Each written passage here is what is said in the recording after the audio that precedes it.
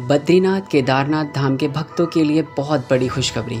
उत्तराखंड के सबसे ऊंचे हिमालयी क्षेत्र में विराजमान प्रसिद्ध धामों में बद्रीनाथ और केदारनाथ के दर्शन को जाने वाले श्रद्धालुओं की अधिकतम सीमा में बढ़ोतरी करते हुए उसे अब रोजाना 3000 कर दिया गया है। उत्तराखंड चारधाम देवस्थानम बोर्ड ने एक आदेश जारी किया है जिसमें गंगोत्री धाम के लिए श्रद्धालुओं की अधिकतम संख्या 900 और यमुनोत्री धाम के लिए 700 कर दी गई है। हेलीकॉप्टर से दर्शन करने आने वाले तीर्थयात्रियों की संख्या हालांकि इसमें शामिल नहीं है।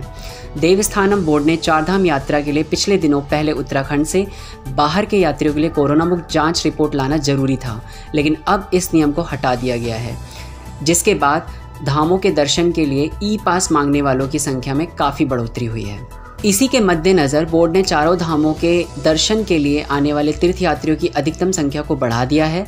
बोर्ड के मुख्य कार्यकारी अधिकारी रविनाथ रमन ने बताया कि अब बद्रीनाथ धाम में रोजाना 3000, केदारनाथ में 3000, गंगोत्री में 900 और यमुनोत्री में 700 तीर्थयात्री दर्शन कर सकेंगे।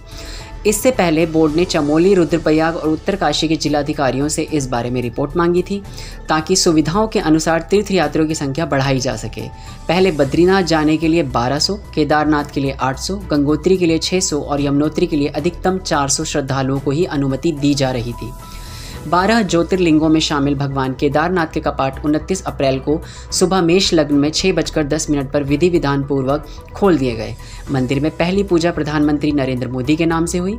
इस दौरान सोशल डिस्टेंसिंग के नियमों का पूरी तरह से पालन किया गया।